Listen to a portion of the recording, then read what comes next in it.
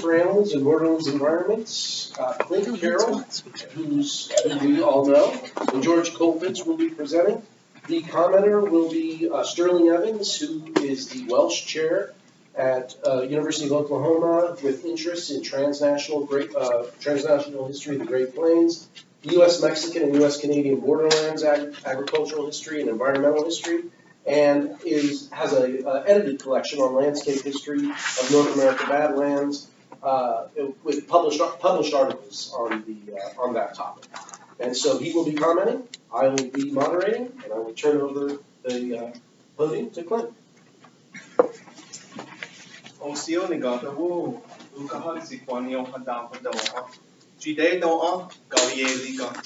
Hello everyone, I'm happy to be here. It's been great spending some time and getting to know everybody and their work.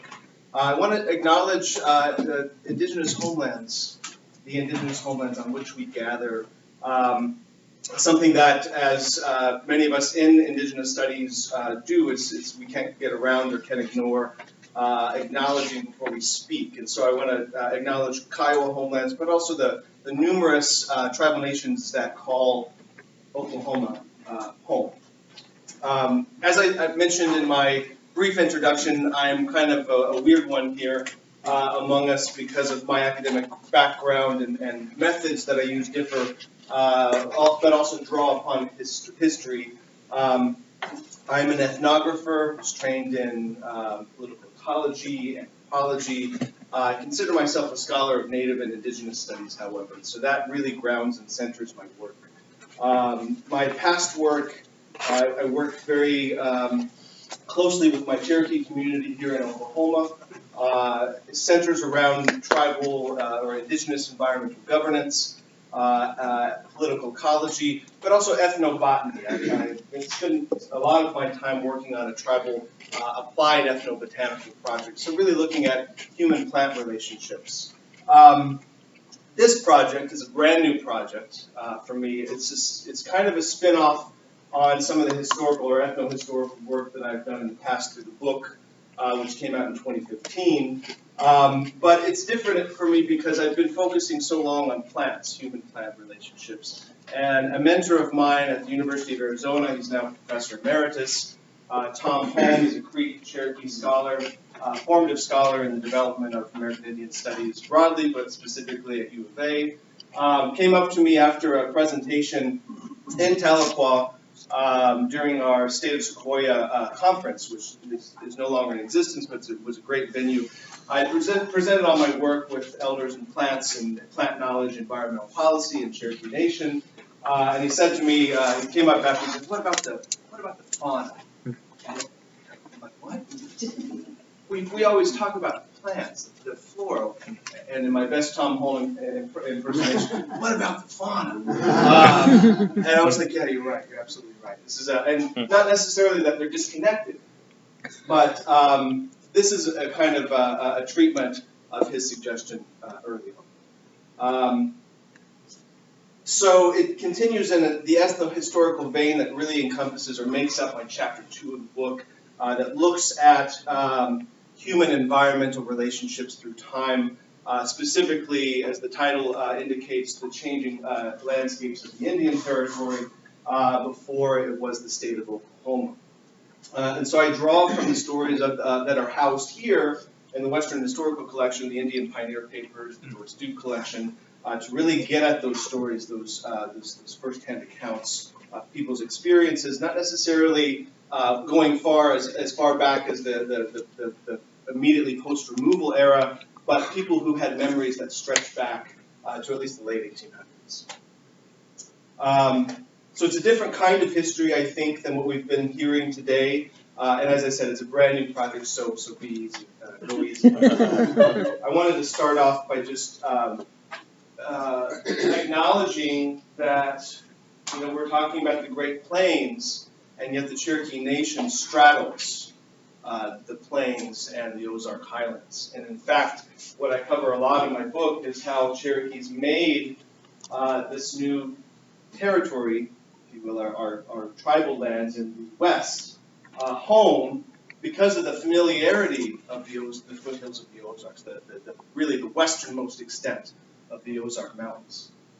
And so the central irregular plains that you see going out further toward the west, you see the current lands to the west, really kind of represented for many, for lack of a better term, traditional Cherokee communities, an environment that was unknown, that was at least inhospitable. Those familiar rolling hills is what really defined a home for Cherokee people. And you still see that today. However, the stories that I'm going to be talking about, and I had to be selective, I just chose one for time reasons, actually occur out on this kind of central irregular plains area in what really was this vast district called the Gooey-Scooey or Cooey-Scooey district of the old Cherokee Nation in Indian Territory. So really just kind of, again, highlighting that this demonstrates or maybe is showing how it's a history of movement, but also removal. We look at the eastern extent of our homelands and the core settlement area within that to kind of the western lands. And so for me, I'm kind of a little bit, I'm interested in seeing what you guys think in terms of how we define the Great Plains, how we define and talk about movement, mobility, especially in this context of settler colonial removal, forced relocation. I'll just leave it on this slide while I introduce things. Another kind of more geographical or at least topographical representation of the Cherokee Nation, but also looking at these rolling hills of the eastern part of the Cherokee Nation.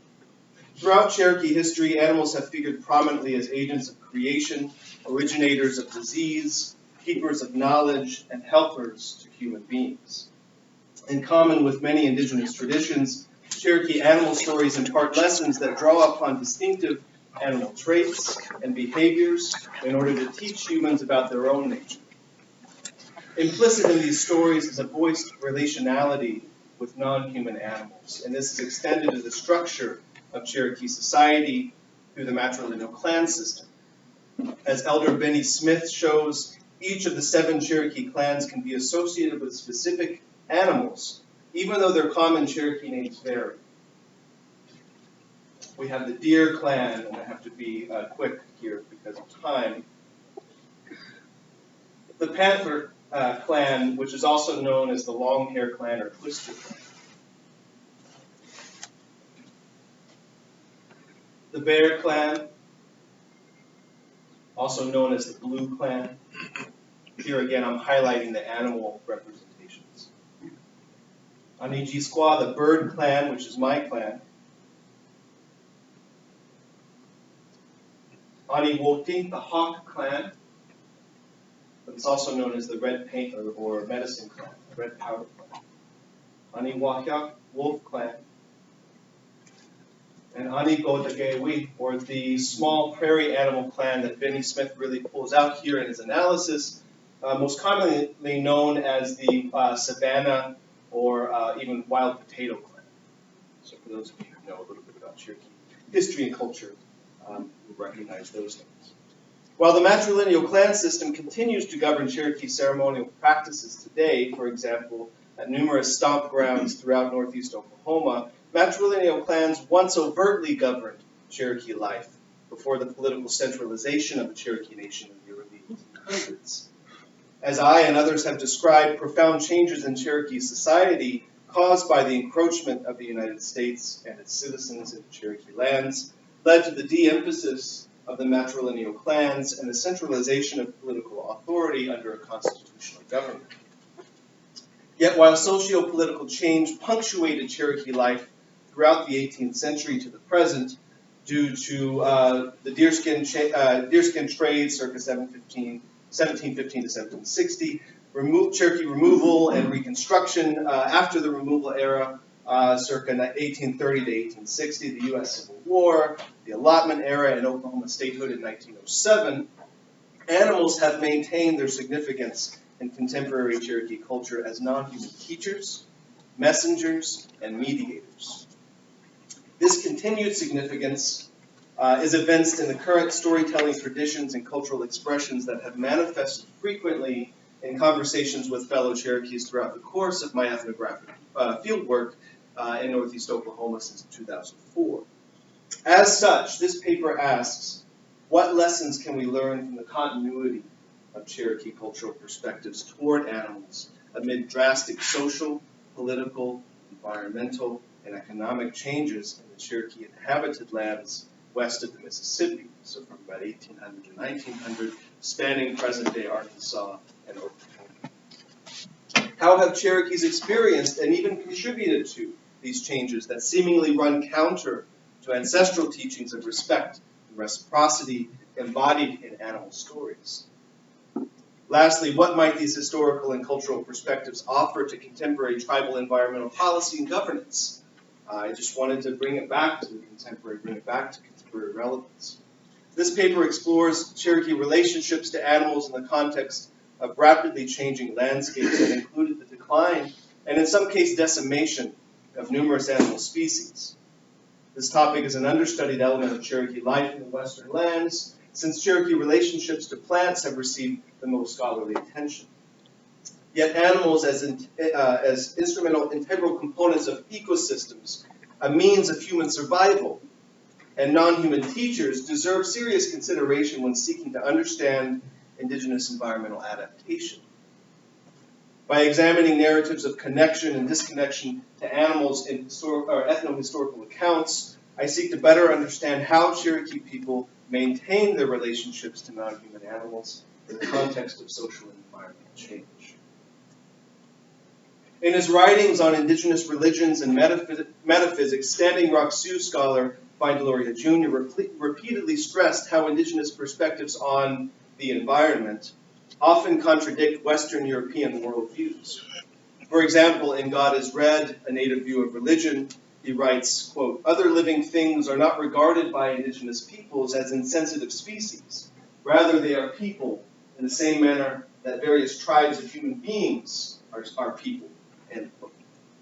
North American anthropologists have observed and recorded numerous examples of this in their work with indigenous peoples, but only recently has the conversation turned to the implications of taking seriously, in other words, taking literally, such perspectives for the practice of social science.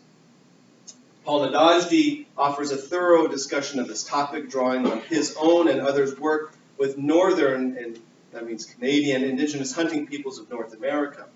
Nadajdi's point of departure is the contradiction within social scientific research between what social scientists seek to study and how they present their findings.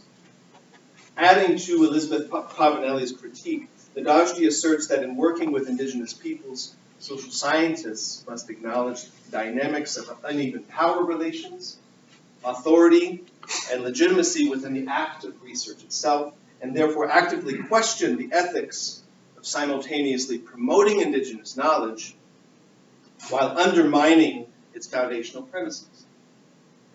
In other words, taking indigenous knowledge as seriously requires that social scientists present indigenous knowledge of and experiences with animals as facts rather than beliefs or customs.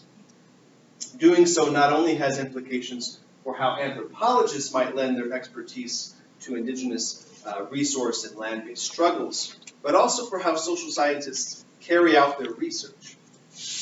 Ultimately, Nadajdi argues that the study of indigenous hunting traditions and therefore human-animal sociality, as he terms it, calls for expanding the analytic concept of society to include animals. Nadajdi's and others' contributions in this regard have relevance for environmental history, and specifically the study of social and environmental change as experienced by indigenous peoples. If, as in many indigenous traditional perspectives, animals are regarded as non-human persons, then their presence or absence on the land as a result of human or extra-human activities throughout history can tell us something about indigenous experiences and change. For example, what embodied teachings of the Wolf Clan in Cherokee society persist without contact with and therefore ongoing relationships to wolves? How are panthers regarded in the absence of stories that teach their role and significance to the people? Reading environmental changes as changes in the social fabric of indigenous societies may thus lend itself to new interpretations of historical circumstances and their contemporary legacies. That animals are a part of many indigenous understandings of society is best expressed in the Lakota saying, mitakuyasi, or all my relations, which is understood to extend beyond the human realm to include other than human beings. As Vine Deloria has noted, this understanding cannot be separated from a spiritually rooted conception of how indigenous people view their inhabitation of the world. In a similar vein, Dave Aftandilian proposes a Native American theology of animals drawing on published Creek and Cherokee perspectives. Although he acknowledges that an overarching Native American theology risks obscuring the cultural diversity among present-day Native nations, he follows recent work by Native scholars and theologians in identifying central precepts that can be related across cultures. His resulting synthesis of Creek and Cherokee perspectives identifies four main tenets of a Native theology of animals. 1, animals are older, more powerful, and more knowledgeable than humans. 2, animals have abilities to cross between realms of existence and are therefore highly regarded for their supernatural and spiritual abilities. 3, a spiritually based natural law describes how humans should treat other animals with humility and respect and behave according to principles of reciprocity in return for the sustenance that animals provide. And 4, animals are viewed as non-human relatives.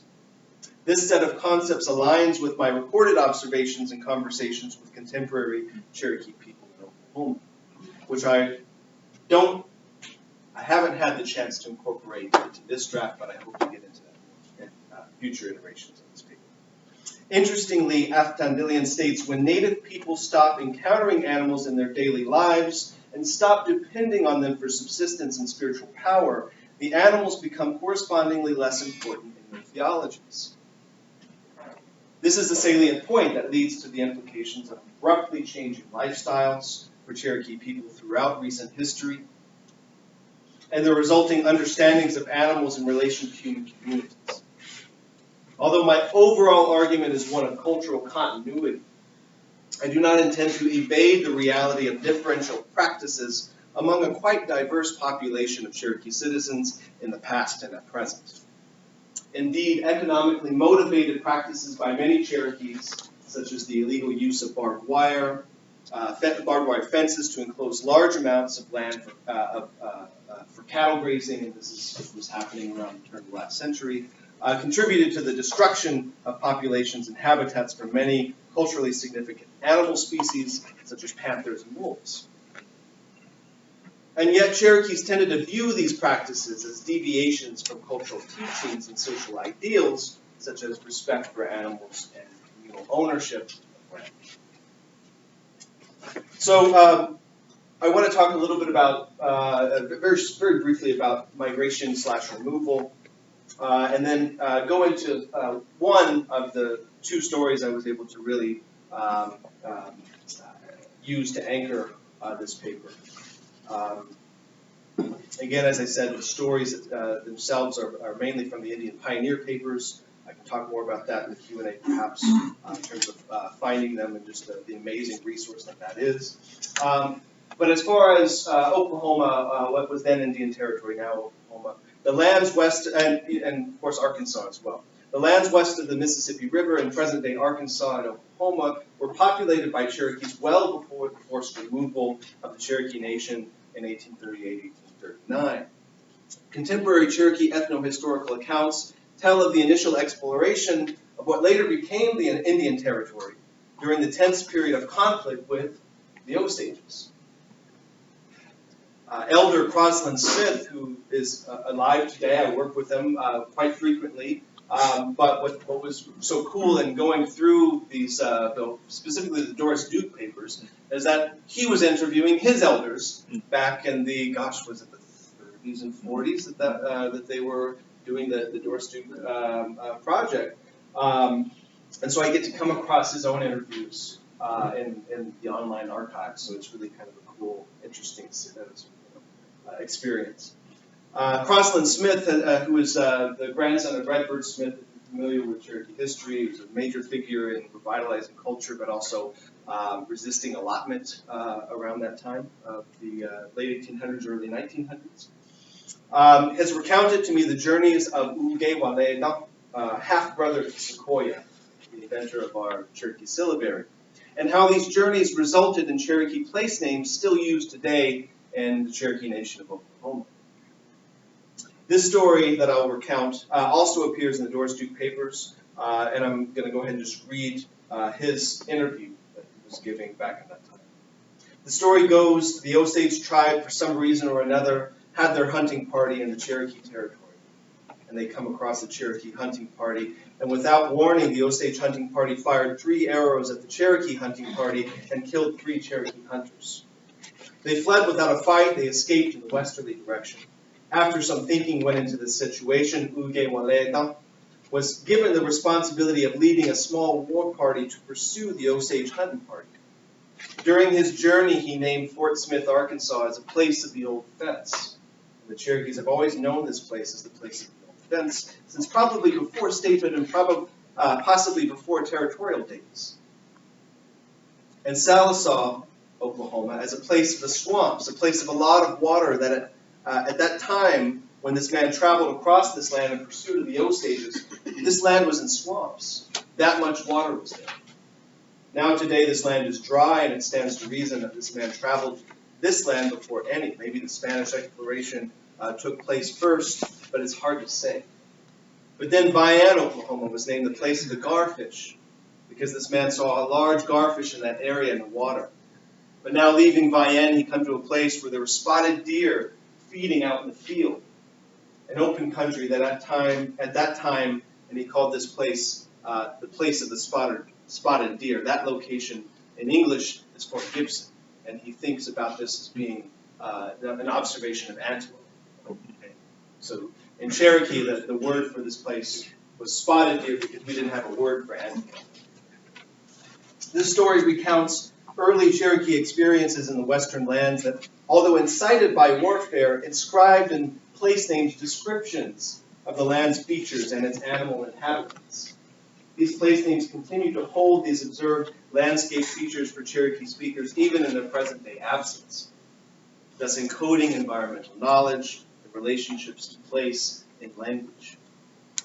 I have discussed elsewhere that in coming to know these lands, Cherokees inscribed themselves onto the landscape.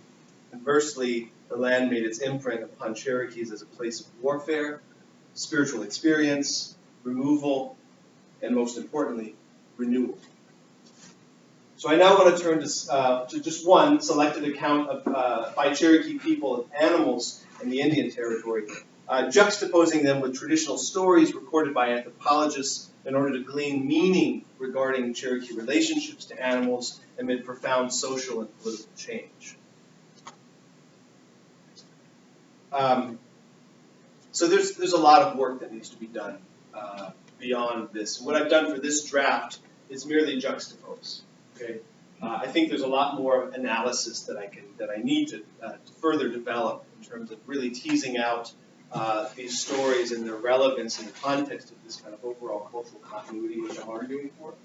But with that, I just want to go ahead and read, as I said, one story from the Indian Pioneer Papers, and then juxtapose it with an excerpt from James Mooney, who conducted research with the Eastern Band Cherokees in North Carolina around the early 1900s. The story's called An Incident. I actually titled it, so it's actually not called that, but I call it An Incident with a Deer. It's an interview with George Whitmire from Muskogee, or in Muskogee, Oklahoma, on January 29, 1938. He was born near Hayden, Cooey District, in the Cherokee Nation, which is about, no longer exists as a township. It's about 70 miles northwest from Fort Gibson. So these are George's words. I recall an incident that occurred when I was about 16 years of age and was working for W.S. Hyatt, a white man who had our ranch leased after the death of my father. I was riding over the range one morning in search of some cattle that were missing from the herd and was riding along through the tall prairie grass, expecting nothing to happen. And like a flash, a fawn, about half grown, leaped out of the grass in front of my horse. I was riding a very fast horse, and the instant the fawn leaped up and started, I put the spurs to my horse and took after him. Taking my lariat from my saddle horn, by the time the horse came into position, I threw and caught the fawn with his neck and one foreleg in the noose, which made a nice, safe throw of a deer. I leaped from my horse and proceeded to tie him up, but believe me, it is a much harder job tying a deer than it is a steer, for they can handle their feet so fast, and their little hooves are almost like a knife when they strike. I managed to loop and tie his feet without breaking a leg, got him all tied up good, placed the little fellow on my horse, and took him to the ranch. I put a stake rope on him so he could not hurt himself, then unhobbled him. After a day or so, his spell of fright gradually left him, and he began to drink warm, sweet milk, which I would feed him when we milked the cows. He soon became accustomed to his situation and looked forward to feeding time, morning and evening. He would watch for me as I came from the milk line. He would run to the end of his rope and surge against it, trying to meet me when he would see me with his bucket of milk. After keeping him on a stake rope about 1 month, he had become such a pet. I put a little sheep bell on him, and after he became accustomed to the bell, I turned him loose and let him run at liberty about the place. He would follow me every step and was the greatest pet I ever had. He would go away into the nearby woods and would be gone sometimes most of the day, but would always come back home in the evening. On one occasion in the evening, after one of his days' absence from the place, my mother was on the back porch of the home and saw the deer out back of the corral and called for me to come and see what he had with him. Other members of the family and I went out on the rear porch, and there was Buck, he named him. I was just overjoyed when I saw that he named him. The deer, with 3 other deer that he had brought home with him. As soon as the wild deer saw us, they broke into a wild dash back for the hills. My deer stood there with his head high in the air, watching them as they disappeared in the timber, as though he was wondering what they had to fear and why they ran away. After they had vanished from view, he came on to the house, apparently very disgusted. Finally, his trips to the hills became more frequent and his absence from home much longer, first staying away overnight, then later 2 or 3 days at a time. Realizing that it was only a matter of time until I would lose him entirely, we killed and butchered him before some hunter had a chance to shoot him. So I know it's a very abrupt ending to a very kind of poignant story that kind of makes me misty-eyed reading it. But, you know, if we were again to draw from the work of Paul Nadajdi, who's written about this ecological Indian, really the debate surrounding what it means to have a relationship with other than human beings and with the land, we can see how this relationality that George had with Buck was so important to him. He didn't want anything happening to the deer, his friend, that he didn't have some say in or control. We could talk more about that, and I should in future draft. So I want to juxtapose this to, it's not necessarily a story, but it's just some information that Mooney presents that gives it a cultural context on little deer, Ahwoost Ink. The deer, Ahwee, which is still common in the mountains, was the principal dependence of the Cherokee hunter, and is consequently prominent in myth, folklore, and ceremonial. One of the great 7 gents of the tribe is named from it, Anikahwee, the deer people, the deer clan. The powerful chief of the deer tribe is Ahwoost, or little deer, who is invisible to all except the greatest masters of the hunting secrets, and can be wounded only by the hunter, who has supplemented years of occult study with frequent fasts and lonely vigils. The little deer keeps constant protecting watch over his subjects, and sees well to it that not one is ever killed in wantonness. When a deer is shot by the hunter, the little deer knows it at once and is instantly at the spot. Bending low his head, he asks of the blood stains upon the ground if they have heard, if the hunter has asked pardon for the life that he has taken. If the formulistic prayer has been made, all is well, because the necessary sacrifice has been atoned for. But if otherwise, the little deer tracks the hunter to his house while the blood drops along the trail, and unseen and unsuspected puts into his body the spirit of rheumatism that shall rack him with aches and pains from that time henceforth. As seen at rare intervals, perhaps once in a lifetime, the little deer is pure white, about the size of a small dog, has branching antlers, and is always in company with a large herd of deer. Even though shot by the master hunter, he comes to life again, being immortal. The fortunate huntsman who can thus make prize of his antlers has in them an unfailing talisman that brings him success in the chase forever after. So there's a lot to think about here in terms of having that story, having that knowledge of little deer, August, and really reflecting on George Whitmire's story and experience and really friendship, relationship with this deer, this little deer that he encountered on the plains. In conclusion, I have sought to show in this paper how selected accounts, in this case one account, of Cherokee people's relationships to animals, despite changing social and environmental conditions in the Indian Territory, exhibit continuity when viewed in the context of Cherokee ontologies of relationality. Such stories, however nuanced and subjective these encounters may have been, suggest that as Cherokees adapted to changing environmental conditions, they did so through a lens of relationality to animals that maintained their worldview as Cherokees. In returning to my initial questions, what can we learn from these accounts, specifically regarding implications for contemporary tribal environmental policy and governance? Elsewhere, I've argued that in North America, indigenous environmental governance operates within a continuum of resource-based and relationship-based practices. My discussion of this continuum within which Native nations must operate under settler colonialism leads me to my analysis of what I have termed indigenous state transformation, wherein constitutionally and bureaucratically organized tribes like the Cherokee Nation have the ability to articulate very different expressions of stateness through the assertion of indigenous relationship-based perspectives on land and governance. I approach this process of indigenous state transformation by looking at how processes like natural resource management are informed by traditional decision-making and local environmental knowledge. I draw upon my ethnographic work with a collective body of Cherokee elders to support this discussion and to show how indigenous articulations of state forms can present alternative ways of interacting with and governing the environment. Highlighting the continuity of Cherokee animal relationality and accounting for this in tribal environmental policy and governance is one way of articulating and asserting these alternatives in local, regional, national, and global arenas.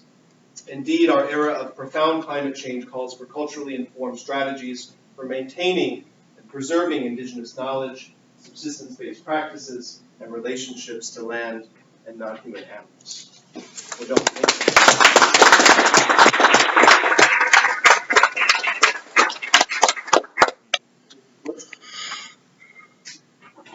Our next speaker is George Kopitz, whose paper is entitled "The Hudson's Bay Company, Bohemian Technology, and the Cherokee Nation of the Northern Great Plains." And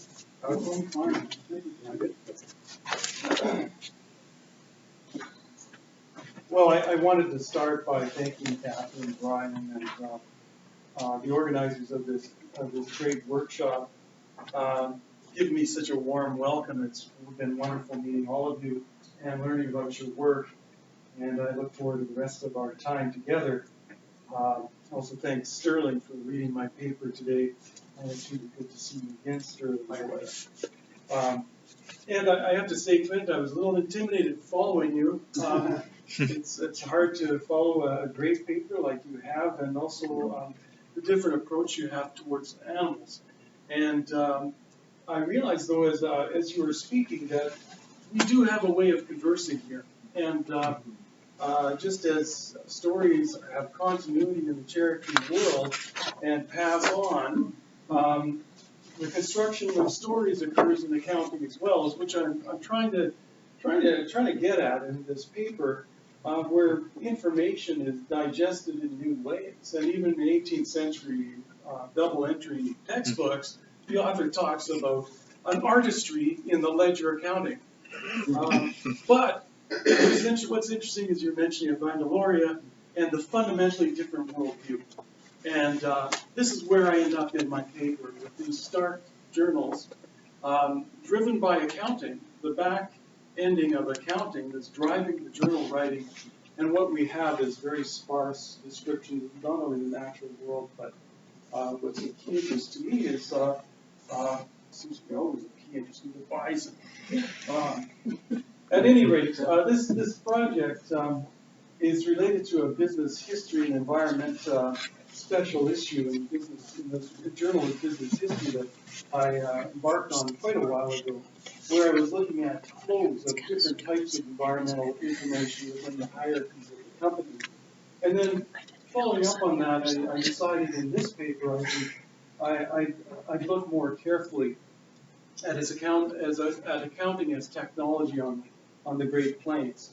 I've been very inspired by the work of scholars who are understanding the impact of accounting in a more wholesome way, and such individuals as Anki Tahesan, who's related the work of early double entry bookkeeping to early naturalists in the United States, and how that possibly framed the way that they studied nature, as well as historians of science, Susan Scott Parrish and Londa Scheinenbinder, who have also laid an emphasis on the transactional nature of naturalist study in the early United States, and the way correspondence between naturalists and metropolitan authorities was balanced out. They balanced the books between these individuals, even rough grassroots, but empirically grounded natural observation with the authority of metropolitan England and elsewhere through these exchanges. And I'm most indebted to the work of Mary Kuby on the emergence of the modern fact that placed a new type of explicit information that lent itself to numbering, quantification, and statistics, which emerged as authoritative in the early 19th century. And Kuby begins her study of the modern fact way back in the late Middle Ages, and begins to trace the modern fact emerging in the qualitative and quantitative double entry bookkeeping of that time period in emerging communities. My own work, as well as that of R.M. Grant, also looks with interest at the emergence of explicit information becoming critical in business organization by the 19th century. And broadly speaking, I'm seeing in this paper accounting is significant in Great Plains environmental history as technology. And I argue that the Hudson's Bay Company's accounting system powerfully joined human work, imagination, and nature in the northern Great Plains. As a category of technological useful knowledge that could manipulate nature for human material gain, Walker's idea, accounting provided a means for the Hudson Bay Company to exploit Plains Post to support its larger fur trade from the 1780s onwards. The HBC records are significant because of the way the company was organized. As a chartered company, the London-based firm had insisted on detailed accounts and journals from its North American operations early on, since the late 17th century. And since it owned the stock of its trade, and unlike many trading companies that relied on credit, that tied merchants to traders through remittance relations and therefore required less bookkeeping, the Hudson Bay Company insisted on the start that its salaried traders report back to London through detailed accounts and their journals of daily occurrence. And the result is a fantastic archive. Post journals kept daily records over centuries. Albany Post on James Bay has a daily journal entry from 1702 to well beyond World War II. Trove of information for environmental historians. And central to its technological toolkit, the company's accounting ultimately made possible its development and expansion. By the first decade of the 19th century, HBC systems transferred what business historians have distinguished as explicit, or knowing how information, quite seamlessly up and down its various levels of organization, lending itself to numbering, quantification, and statistics. Explicit information offered environmental knowledge to allow for a firm's strategic planning and expansion. However, HBC accounting not only helped transform the Great Plains, it also deeply shaped the mindset of traders as accountants. And it figures then in the fundamentals of human perceptions of nature. As Doug Francis has suggested, technology was not simply something out there, external objects or processes that humans can react to and possibly control. Rather, it was also in here, a force within the human mind that controls our way of thinking. He drew on French theorists of technology, Jacques Ellul, to argue that technology constituted a mentality. Ellul saw technology as including technique, which does not mean machines, technology, or this or that procedure for attaining an end. In our technological society, technique is the totality of methods rationally arrived at and having absolute efficiency in every field of human activity. And in the case of the HBC, accounting is technology, linked together the broad range of things on the Great Plains. It used the technology, accounting was used to move furs and bison products between its rough-hewn hand-built boats, wagons, its purchases from Métis cart brigades, and its posts to their blacksmith forges and boat-building pits. But more fundamentally, accounting shaped traders' accounters with Great Plains nature and influenced its written record. Not surprisingly, Great Plains historians have drawn extensively on qualitative records of the HBC, their record of choice being post journals. The diaries traders wrote that chronicled events and transactions occurring every day.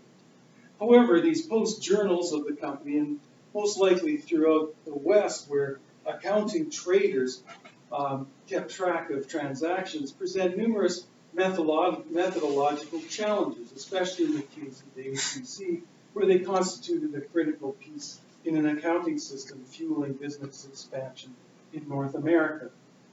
Above all, accounting habituated the mind towards accounting for explicit information. As Ruby has pointed out, by the late Middle Ages, that merchants had developed double entry as a technique in the context of balancing their own interests with their obligations to tithe to the church, hence to balance one's books implied a harmonious balance in God's nature. In double entry systems, a series of books were maintained to achieve an ideal balance in accounts and serve to identify a firm's real profits and losses. Merchants then maintained first an inventory to establish their neat stock on hand at the beginning of the season. Then they maintained the memorial, or the waste book, containing all daily transactions of the proprietor or his agent, written clearly and exactly. And in order to avoid error in identifying which transactions were debits and which were credits, an accountant then wrote a journal account describing all transactions and occurrences, including a translation of all values into a common currency as the money of account. The great record at the end of all this was the ledger, which essentially reassembled the journal accounts into a statement of debits and credits appearing on opposite sides of the page and invariably balancing one with another. The most important book, arguably, the ledger showed the current affairs of a company. Only by its balancing could a ledger show, could a firm know its profits or losses. By the 17th century, overseas trading companies preserved double entry accounting. The HBC, chartered in 1670, adopted the system for its London committee, reporting to stockholders annually and estimating the firm's standing in their trade at James and later Hudson Bay. And Arthur Ray and Donald Freeman have well described this early accounting system at the frigid northern outpost of Churchill, Prince of Wales Fort on Hudson Bay. It included the Journal of Daily Occurrences, as well as the full range of post-account journals and the Grand Ledger. And its post accounts also maintained the standard of trade, translating the value of all goods and furs traded into a common currency with a made either standard. In environmental history, accounting shaped human intelligence about the natural world. These systems took one's observations of nature and reassembled them into a usable form of knowledge. The waste book, chronicling daily transactions, was only meaningful to merchants when they took the materials or things contained in it, and by digesting them into another form, as the textbook instructed its readers, could it become important to writing both the accounts as well as the ledger. The company's accounting system moved inland when the Hudson Bay Company, meeting the challenge of French competition, reached the doorway to the Great Plains at Cumberland House in 1774, and then extended posts along its peripheries on the North Saskatchewan by the 1780s. Traders sent inland continued to follow double entry protocol at their posts when the company moved from Albany House on James Bay in 1793 to establish the company's first deep posts on the Great Plains proper, those in Bison territory on the Red, Assiniboine, and Qu'Appelle rivers, that Nicole was describing yesterday in present-day Manitoba. Now established in tall grass prairie, often in the shelter of river valley complexes where bison converge nearby, in fall and winter, plains posts were tasked with trading bison products from Cree and Dakota, sometimes plains Ojibwa, and transforming them into pemmican to supply northern brigades.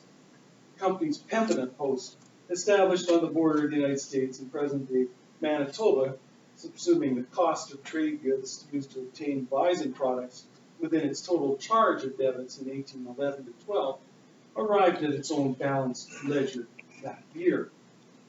The company's trade was broadened by the 1820s to take bison products from Métis brigades, Buffalo brigades, and Western tribal nations, including those from the Blackfoot Confederacy. And in an accounting sense, these plains posts used bison flesh to balance the company's caloric deficits as it expanded into the core carrying capacity with fur-bearer-rich subarctic biome and mountain cordillera. Given its prime importance, accounting framed the worlds of traders on the Great Plains. Even as servants rushed to build up stockades and flooring, reinforce chimneys, or gather cords of firewood, wood, or seek out indigenous people to supply food, a post trader first completed a careful inventory of stock on hand. And already on the journey inland, he had begun and continued to maintain the post diary that recorded any occurrence of note, including the arrival and the departure of indigenous people and the work of a post. The company intentionally left directives for post journals open-ended, since anything could have a bearing on business. And it's here where we find daily weather observations, freeze-ups and breakups of rivers and lake systems, etc., stochastic events such as spring floods and the like. And then throughout the season, traders maintained a waste book that ultimately supported their journal accounts. And although few have survived in the company archives, and it's true to their name, waste books were often destroyed since they lost their value once the ledger was correctly balanced. The daybook that I provided as an example is our documents. Surviving from Fort Ellis in 1822 to 23 exemplifies its essentials. First, it provides a trading room account listing the post's general charges, followed by the daybook proper, which names individuals from separate indigenous bands taking goods either in trade or as gifts. The daybook then supported the trader, keeping separate books detailing men's salaries, the journal accounts proper, and then the final general ledger, reconciling charges. An important element of the post's accounts was its credit-debit ledger, invariably balanced.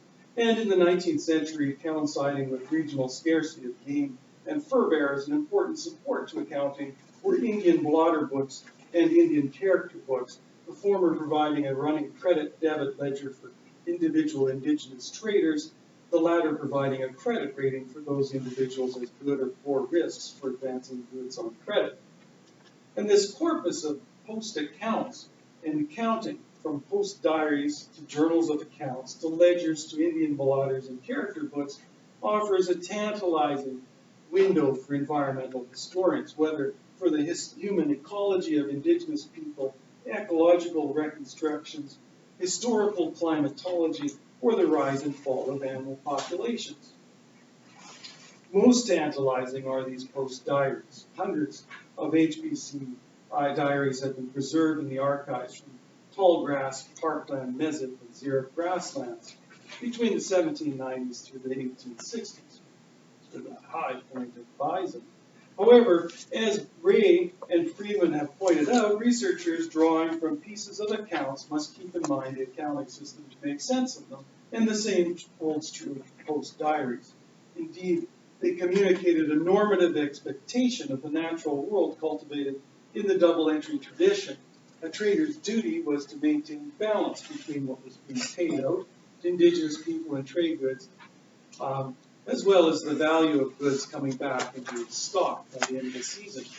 And on the Great Plains, the greater economy of nature, along the lines that Worcester is describing, one of ecological complexity, then could not be replicated in the daily entries of post diaries. Instead, the narrative post diary and number-based accounting were in constant dialogue, one speaking to the other. And for that reason, the post diary offers at best an opaque window into the historical ecology of the Great Plains. More frustrating is to search diaries for meaningful descriptions of plains wildlife, particularly bison. And in my paper, I talk at length or describe at length a number of examples of post diaries. What I'm trying to accomplish here is to reposition post diaries as being an integral component of the accounting that came after them. Myself, as well as a number of historians, I think, tend to go to these post diaries and simply draw information from them. And we don't critically look at them as being the front end of a very much more elaborate accounting process. And so I look at things like Peter Fiddler's post diaries, which are singularly disappointing in capturing plains wildlife, and even the natural world at the posts that he was located at. An individual otherwise alert to science, empirically minded, and trained in cartography and surveying, Fiddler wrote post diaries reflecting instead an accountant's worldview.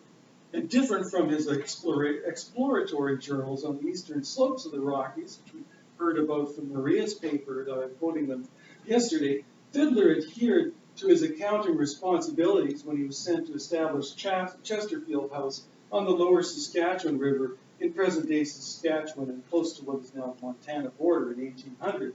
Here he observed xeric grasslands trammeled seasonally by massive bison herds. However, bison as an animal is almost wholly missing in Fiddler's post journals.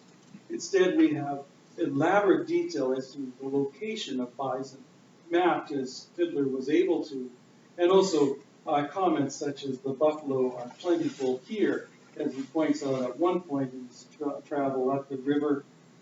He even maps with precision where his crews killed bison at other locations, speaking of the vast numbers of animals that he cited as he arrived to his post.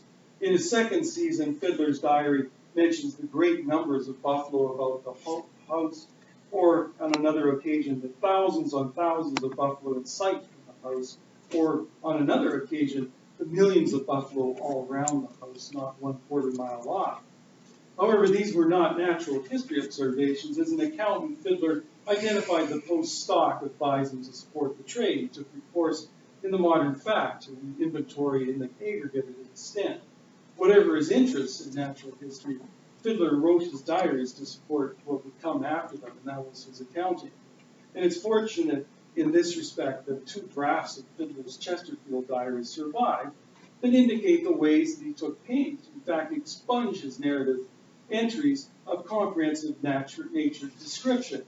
So from a number of these drafts, we find that Fiddler was excising detail of herds of buffalo coming down the bank of the river and very nearly running over his campsite at one point. He removes his reference altogether of the thousands of buffalo taking their seasonal cue to migrate on both sides of the river on September 21st. He talks about, he removes his description initially appearing for September 12th that a little above our tent, an old bull came down the bank to a puddle near the river about 6 inches deep, and he kept walking round and around in a small circle as if he had been lightheaded, and kept so until we passed him about 1/2 mile before he left off when he went away. Although we passed within 100 yards of him, this is the first sight of anything of the kind. He wrote in a draft that he removed from his final thought. From his rough to final diary, then, Fiddler was adjusting information into a form he believed could support the records that followed, the journals of account and the ledger reckoning. He inventoried at the beginning of the season then the places where bison were available. Since the Post had an equal claim to these common resources, he likely reckoned these herds as goods on hand. And when he resorted to numbers, he was giving a largely fictional estimation of an overall resource in the Post's inventory of stock. I followed this analysis with a number of other examples at Fort Carlton, James Bird's journaling, and journaling on the Saskatchewan River. The way that he records numbers of animals that the Cree and Nakota offer from their bison pounds in trade, the way that he translates the flesh arriving in various forms, which would have been shoulders or thighs, or sometimes staged and dried meats and bales, into currencies of account, that is, as numbers of animals that could be translated into or equated to the Post's actual work, transforming bison into pemmican. And then I follow up with John Pruden's diary at Carleton, in which he also, this individual also uses his diary to inventory stock on hand and help communicate the balance that he was striking in respect to goods coming in and out of the Post. The detail that he ascribes to the work at the Post is very apparent in this diary. The way that servants were digging the garden and transplanting cabbage plants, the potatoes harvested. He inventoried the large assemblies of camps located in Eagle Hill creek areas, and the Assiniboine near the elbow of the Saskatchewan. And as bison moved off the plains, they started to dominate the diary entries. However, in this journal, it's intriguing that even with bison in sight of the house, Pruden's diary notes reduced them to numbers of bison as a currency of account, the numbers of animals taken by the hired hunting camps, those killed at indigenous pounds, and those taken by the house's own servants, the animals in each of these categories having a different cost to the Post. And that throughout, Pruden failed to describe a single animal. It did so only in the abstraction of numbers is telling. That he did so even as herds neared Carleton's very stockades is a wonder. We only learn this, however, because he reported bison destroying a good portion of the Post's horse hay, requiring men to build fences around its stack, and his estimate that these animals had eaten a full 1/3 of the Post's horse fodder.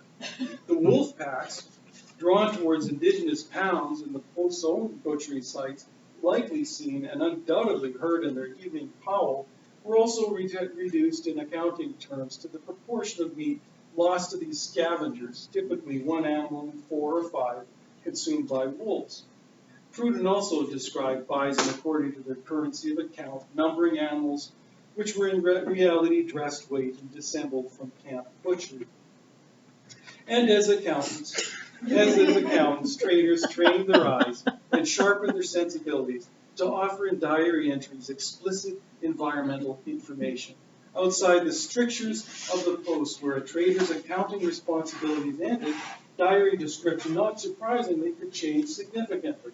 And this narrative change is apparent in the diary of W.H. Cook, posted to Fort Hibernia or Fort Pelly in 1818 and 19. Cook had joined the HBC service in 1785. He rose in rank to become an inland trader by 1797, but he had been torn between a career in the fur trade and his preference to become a settler. Quitting the service in 1813 to try his hand on farming on the unlikely agricultural frontier of the Nelson River, he returned to trading at half his salary in 1816 to be later posted to Fort Hibernia. Cook's recorded nature observation was very typical throughout his tenure at the Post, adhering to what he needed as an accountant, and restricting his observations to what would occur later in his accounts and later ledger reckoning. But His recorded nature observation enlarged promptly upon exiting the post, freed from his accounting responsibilities, but maintaining the diary while accompanying the brigade to Norway House. Cook's diaries immediately enlarged to describe the spring buds coming into leaf on trees and the changing forest composition along the Assiniboine.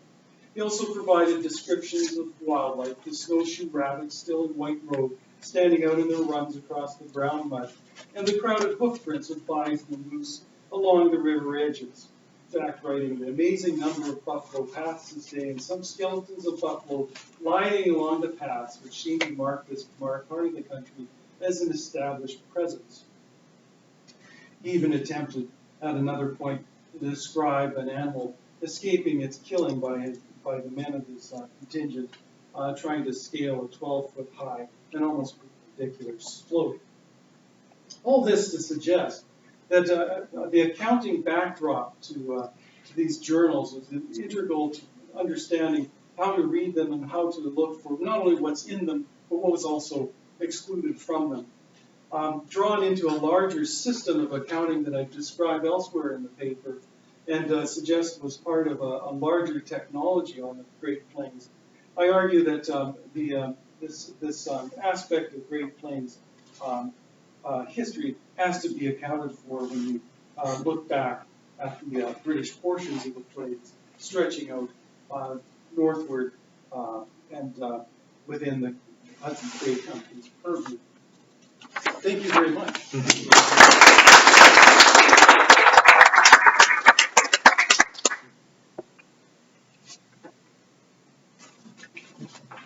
Thanks so much for both great papers, and thank you for inviting me to be a part of this, Brian, Kathy, and others. And it's really good to be here. I'm very glad to be here, actually, because I almost didn't make it. I'm the incoming president for the Ag History Society, and our next conference is in Havana. So I just came back from there trying to arrange that, which is, you cannot believe the complexities and layers of bureaucracy to go through to have a conference there.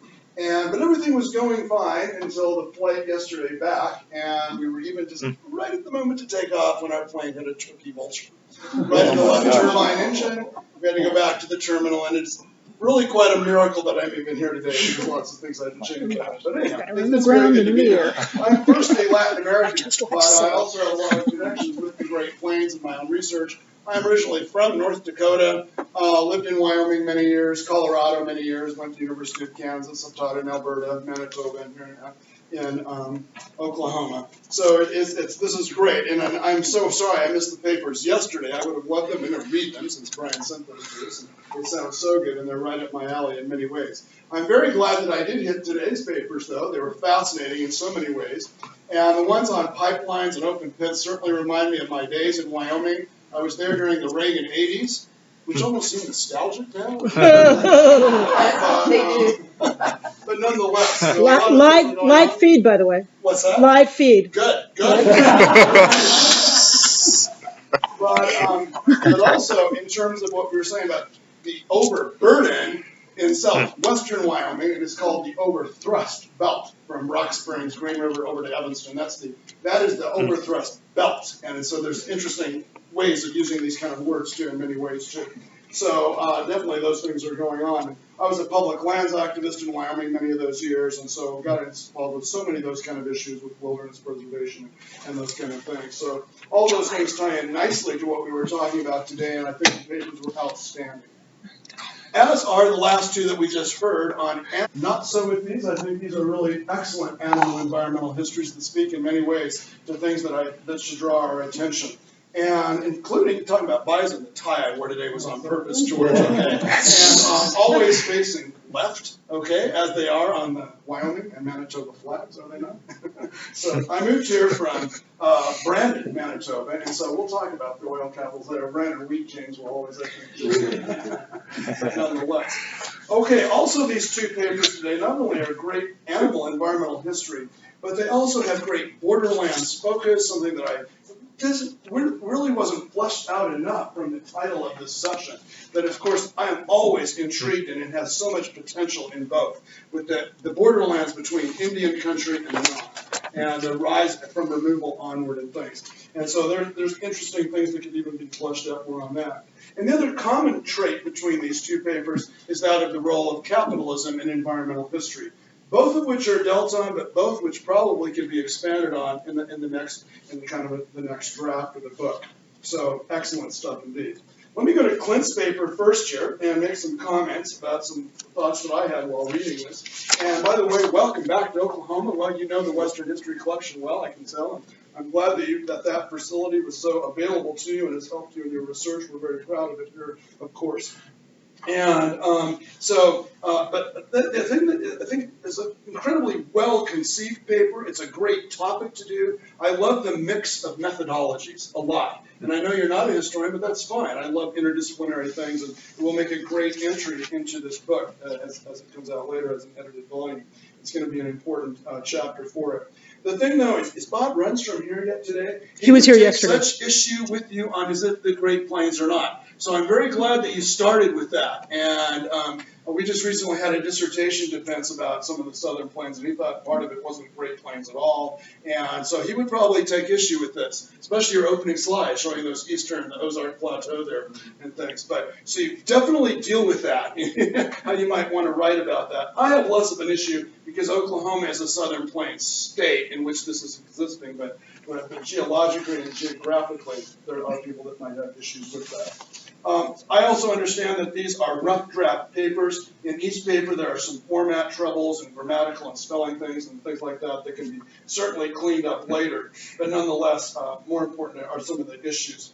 For example, we start off here with the idea of wildlife and seen through the terms of indigenous lenses. And I think more on this, I'm always reminded of Black Elk Speaks and the idea of the four-legged brethren and the four-legged people and the winged people and things like this. And there's probably other things that you could write about that could be backup in terms of framing this as a larger Great Plains thesis for this topic. But then into this idea of the thesis is really great that you write on page 2. What lessons can we learn from the continuity of Cherokee cultural perspectives towards animals amid drastic social, political, environmental, economic changes in the Cherokee inhabited lands west of the Mississippi?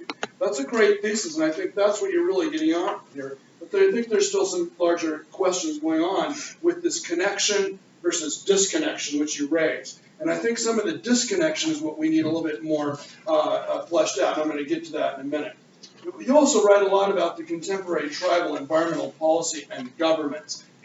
And I'm not sure, I haven't read your book, I sure want to though, after seeing it cited here. I'm not sure how much you deal with that in your larger book project that's already published. That might also be very useful to the thesis of this too. Then I'm confused about anthropomorphism here. And the whole idea of, do we understand the native way of understanding animals as people, as humans? And I get that, I understand it, and I really appreciate it, okay, I really do. But I think there's other things maybe to look at too regarding that. I'm going to give you an essay by Ray Parati, who's a Comanche wildlife ethologist, and Dan Wildcat, who published an essay called Being Native to This Place, that looks at that in an interesting way too, that almost contradicts Black Elk's understanding of anthropomorphism, especially when it gets into this idea of hunting and killing. If they're humans, are they killing other humans? Because then you say that we understand we should look at this literally. That has the conversation turned to the implications of taking seriously, i.e. literally, such perspectives for the practice of social science. Do you? If that's the case, then we have other things to kind of look at here. I don't think we shouldn't. I'm not saying we shouldn't. I just think it means the focus here in the conversation is going to have to shift. Because it's not just indigenous knowledge of an experience with animals. As you write here, it's as facts rather than beliefs or customs. That, for some audience, is going to be hard to buy. And the academic audience or a public audience and things. But I believe, and I'm very confident, that you can write that through. The narrative will, I think, explain that in really good ways. So the human-human versus, if it is human-animal, because one time you write human-animal sociality, or is it human-human sociality? And I think that's where some other things like Parati and some others can really help. Then we get this idea of capitalism here, because you talk about the increased participation in market economies. And here's where you do put on your historian's hat. You go back to the deer leather, the deer a trade, the deerskin trade from the back, the 16th and 17th centuries and things. But it also gets into the idea of Cherokees as slave owners and tapping into large-scale agriculture pre-removal and bringing some of that slave economics and agricultural economics with them to Oklahoma. Although I was very pleased that you talked about how some Cherokees were already here pre-removal. A story usually lost, a segment lost in most even Oklahoma textbooks, so it's an important one to remember. So not only the deerskin trade, but then the slave trade with large-scale agriculture, but then also more presently, since you're dealing with some present issues with casino gambling, and how that also might impact what you're talking about here with environmental understanding and the whole role of the capitalist economy in Cherokee country. And so I think that should be addressed, at least somewhere here, in terms of the newer ways of understanding the capitalist system in Cherokee country. I liked your ending stories a lot, and I know you only had time to read one of them. I wish the others maybe read them in the papers that you have on file here. But then again, I might ask, the idea of pets and the idea of this kind of placement of these animals, does that coincide with environmental stewardship and knowledge of animals? Or is it complete contradiction? Is also maybe a little bit muddled in the way your narrative reads here, and I may have questions about that, but still really love the use of the stories and the narrative, and they're certainly important to hear those voices. Maybe if you could just add a few things about the contradiction with hunting, the contradiction with those uses of animals, we could get a little better sense. Okay, so on to George's paper, and welcome to the Southern Plains, George. It's good to have you here. I've spent good time even in George's home up in Calgary, so nice to have you here with us, and I'm glad you're enjoying it so far.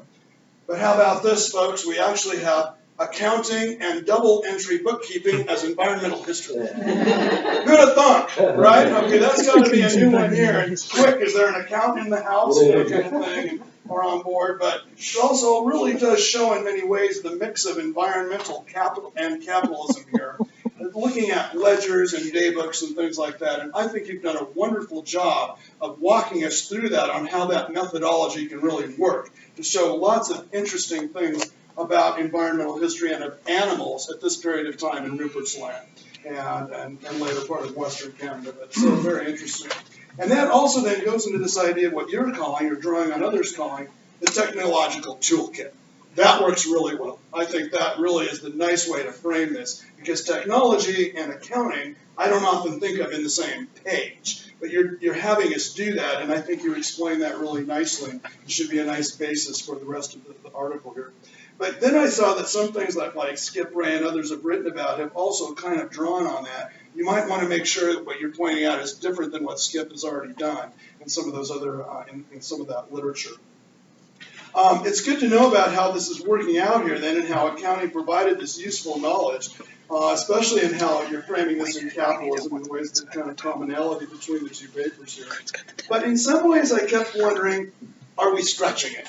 For example, when you write, accounting ultimately raised an ideal sense of the scales of justice and the symmetry of God's world, quoting there, but is that kind of stretching it? I'm just wondering, are we reading too much into that? And it's only a question. I'm not exactly having a comment there.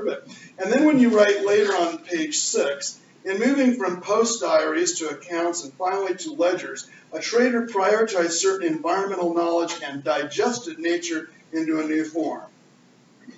I'm wondering about that. Again, it almost seems like you're reading into that more than the author was reading into that. And I know sometimes that's okay, but you might also want to put a little bit more about the idea of whether that might have been the original intent or not, which kind of comes up on page 8 also. Because here when you talk about these post diaries and the daily legends, ledger books and things, but was that knowingly? Was it consciously? Or are we only backwards analyzing some of those materials? If so, fine. If either way, fine. I just think it needs to be flat so that the readers here in the book will understand where you're coming from. And so I think at least should be addressed in that way. Now this is different though when you start looking at bison through accounting, and what a great section of your paper this is. More frustrating is to search diaries for meaningful descriptions of plains wildlife, and particularly bison. That's an important point, and that's kind of, I think, some of your analysis you're getting into. And you talk a lot about Peter Fiddler. I'm not sure if Ted Benema has his work out on Fiddler. I know he's done a lot on that, so you might want to check with some of his research on that too, which might coincide here. But again, the natural history observations, are we reading too much into it? Some of them, I think, are just observations for observation's sake, and they're not really trying to, but sir, we can use that now as environmental historians. But I think at the same time, we would be more surprised if they were putting more emphasis on that, on environmental change or wildlife description, wildlife numbers being down and things, than actually for more economic reasons. For example, you write at the bottom of page 11 about Pruden, how he failed to describe a single animal and did so only in the abstraction of numbers is telling. Is it? I don't think it's that telling. I think that's normal. I think that would be what he would be talking about. I would be more surprised if he did give more environmental analysis or more description of some of those animals. That he didn't talk about that probably was probably more normal. And that again brings me then to page 12 then, where this idea of wolves. And the wolf pack drawn down the indigenous pounds and post on butchery sites and things like this that you write about this. But I think I'd be more shocked if it was anything other than that.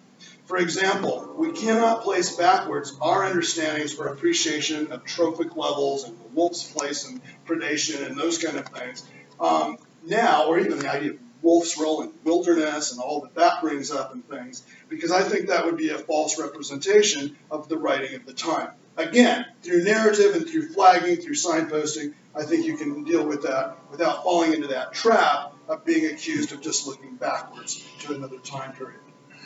And then, my gosh, did everybody catch on this? I'm not sure if you had time. If you read it, though, on page 13, accounting historians have drawn on Foucault to suggest that accounting helped reduce distance. Okay, well, now you've just about heard everything. Ledger book accounting meets Foucault. And if there's some kind of hidden sexual meaning going on in this or not, I'm not really sure. But that was really quite astounding to me and is an interesting little diversion here. And another kind of interesting framework that certainly I wasn't expecting in this paper. So a lot of interesting, surprising kind of analysis, which is great. We need to ruffle feathers. We need to do those kind of things. It's all very useful.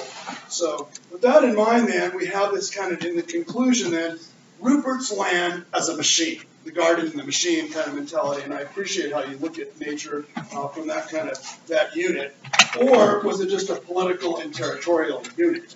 You're making a good case for this kind of, I hope we have time for some Oh, we do. questions. Okay. Most assuredly. Who's up? Lou. Thank you for the comments, and all of these cases are really interesting. And I am half English and half Irish, and your papers brought up the two different sides.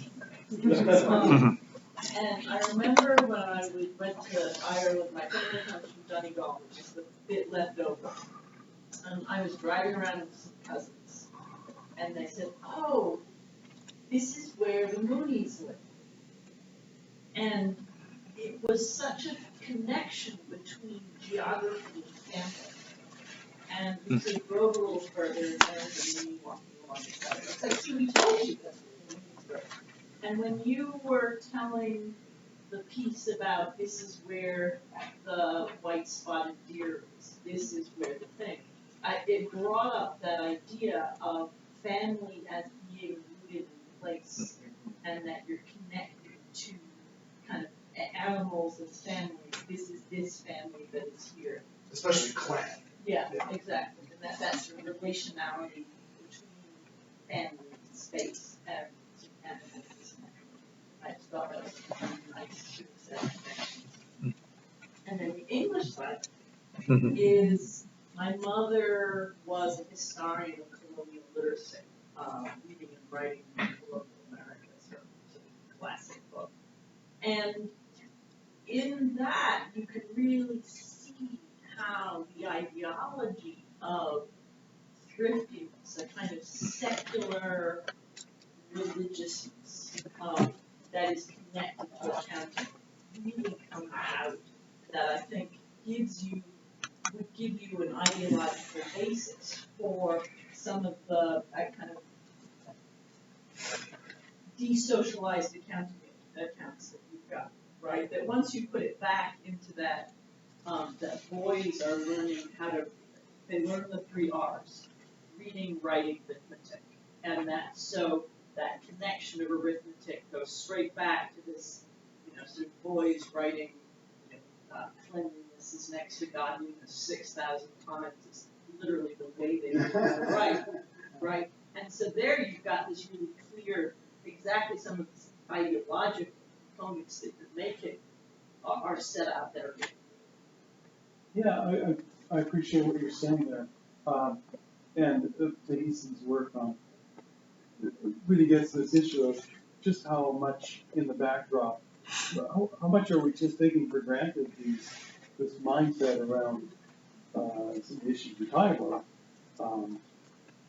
especially the accounting norms, or even configuring your world around accounting norms, or even the figure of accountants in our daily life, especially in 18th century Britain. Think of by the 19th century, figure of Scrooge, or we take for granted just how much accounting actually underpins the business community, international trade community. It certainly has a spillover effect. We figure out our own daily lives to a certain extent. Kinesiology. Yeah, Catherine. Sure. Again, boy, George and Clint, thank you so much. Wonderful papers, and Sterling, an insightful commentary as always, delivered in your football coach style, which we love. Clint, I'm not sure if I have a comment or a question, and I just loved your paper. The pleasure of interdisciplinary work and the pain of interdisciplinary work is that it pushes us outside our comfort zone. That's right. And I was struck by the word in your key question, continuity. I just taught a graduate seminar on race and the environment this past semester, and we were hitting home on certain things in writing and emphasizing the 5 C's of history, including change over time. So, and one of the things we also talked about as students were doing work discussing various Indian groups is avoiding treating those groups as static, as unchanging, as ahistorical. And so I appreciate what you're arguing for about the continuity of these relations. And yet, even with that continuity, is there some change? Is there some, and how do you think you'll, and as you develop this more, how will you balance it? I don't know if that's a question or Oh, no, it's totally what I've been thinking about too, because I'm I had to settle on a thesis or a stance, if you will.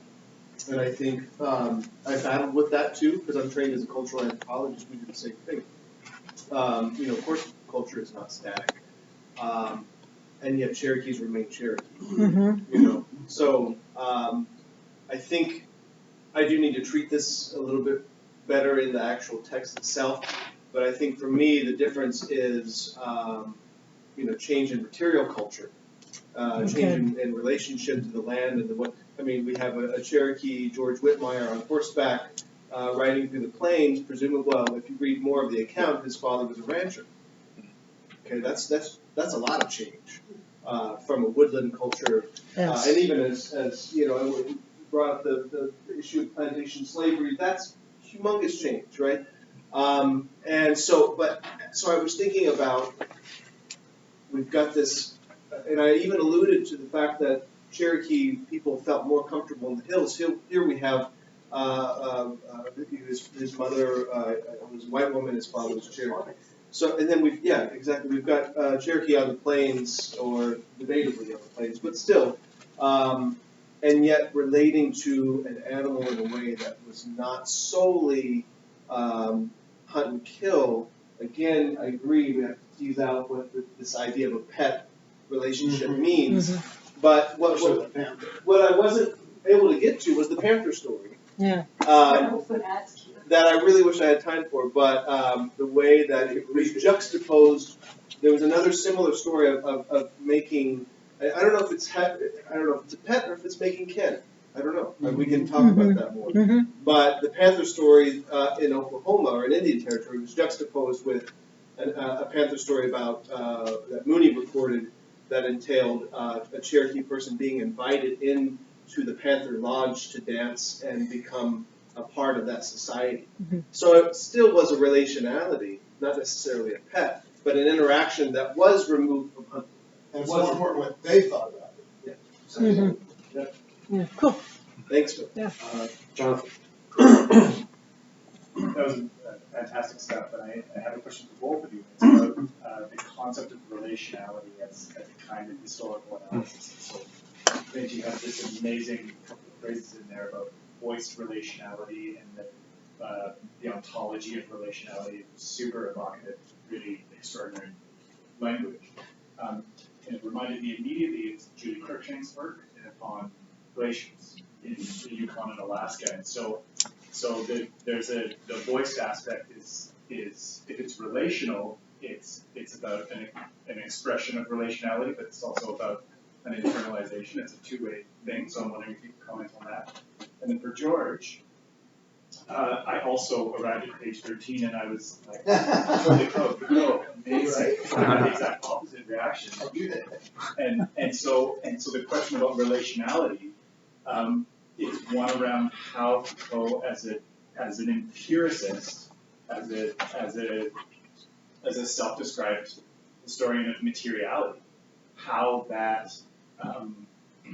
helps us to understand the relationality of the historical relationality of the environment. I'll just leave it at that. Nick, Oh, you want me to respond? Just, George seems, it's time to ponder. Go ahead, go ahead. No, maybe it's not clear in the paper. The author that's drawing on Foucault is talking about indigenous people and accounting norms that were implemented by the Department of Indian Affairs and the like, relating it to power structures, not necessarily to environment.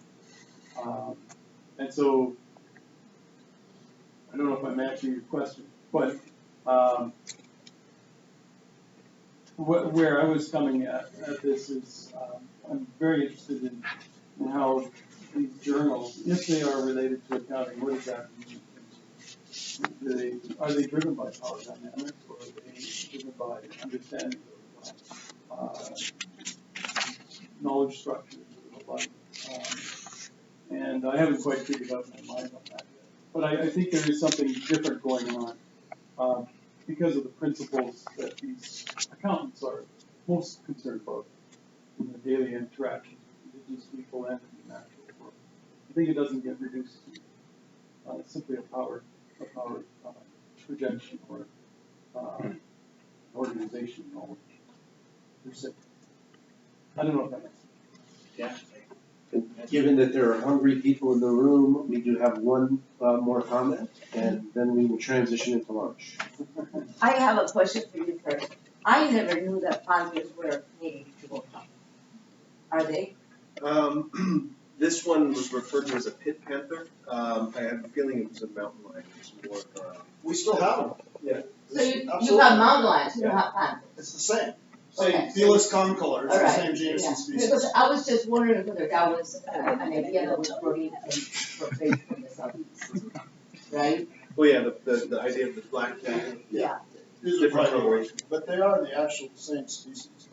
Because one of the things that is really interesting, both from the ledgers and from the Native American oral histories about animals, is what is present versus what is absent from the deep time to the historic period that is recorded in the HPC, as it is recorded in the HPC.